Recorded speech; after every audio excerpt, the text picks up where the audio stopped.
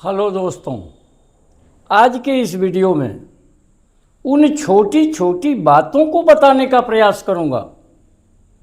छंद की वे छोटी छोटी बातें जो परीक्षाओं में बोर्ड के विद्यार्थियों को परेशान किया करती हैं। आप सभी जानते हैं कि विद्यार्थी छोटी बातों को याद नहीं करते, ध्यान नहीं देते, भूल जाते हैं। लेकिन अहम परीक्षाओं में इन्हीं छोटी बातों को बोर्ड द्वारा पूछा जाता और विद्यार्थी इसे एकाएक सामने देख करके परेशान हो जाते हैं। तो मैं आपके बेहतर अधिगम के लिए, बेहतर सुविधा के लिए, बेहतर समझ के लिए और परीक्षा में उत्कृष्ट अंकों को प्राप्त करने के लिए इन छोटी छोटी बातों को इस वीडियो में डिकोड करने का प्रयास करूंगा।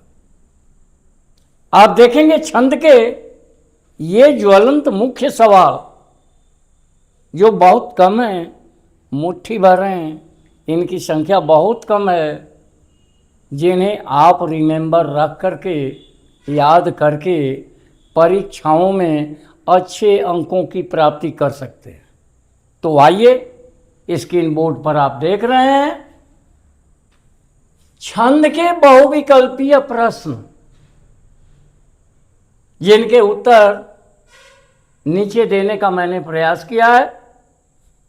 पहला है, छंद पढ़ते समय आने वाले विराम को क्या कहते हैं? छंद में विराम होता है और उस विराम को हम यति कहते हैं। यति, उत्तर भी लिखा हुआ है यति। ये दूसरा प्रश्न है, सोरठा छंद के पहले और तीसरे चरण में मात्राएं होती हैं कितनी? तो 11 पहले और तीसरे चरण में 11 ही मात्राएं होती हैं। उत्तर दिया हुआ है। छोटा प्रश्न, छोटे उत्तर। तीसरा है, दोहा छंद के ठीक उल्टा छंद कौन सा है? दोहा के उल्टा, दोहा भी एक छंद है और इसके ठीक उल्टा भी एक छंद होता है जिसे सोरठा कहते हैं। उत्तर लिखा हुआ है स्क्रीन बोर्ड पर, आप देख सकते हैं।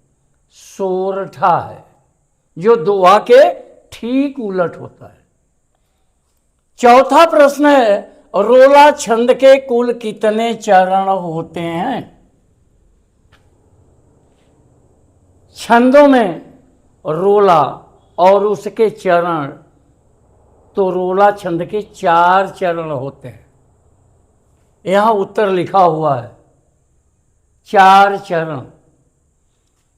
पांचवा प्रश्न है, सोरठा छंद के दूसरे और चौथे चरण में कितनी मात्राएं होती? सोरठा के दूसरे और चौथे चरण में कितनी मात्राएं होती हैं? तो 13 मात्राएं होती हैं। स्क्रीन बोर्ड पर आप इसे बखूबी देख सकते हैं। प्रश्न भी छोटे हैं, उत्तर भी छोटा है, केवल याद रखने की जरूरत है। और छठा प्रश्न जो छंद से संबंधित है और देश के सारे बोर्डों के लिए बार बार पूछा जाता है। इन्हीं प्रश्नों को अल्टरनेट करके, तो रोला छंद के प्रत्येक चरण में कुल कितनी मात्राएं होती हैं? तो रोला छंद के प्रत्येक चरण में 24 मात्राएं होती हैं। 24 मात्रा। तो ये मेरा परामर्श है, सलाह है, जब किसी भी चैप्टर का, किसी भी खास प्रश्न का आप अधिगम करें, पढ़ें, याद करने का प्रयास करें तो उसमें छोटी छोटी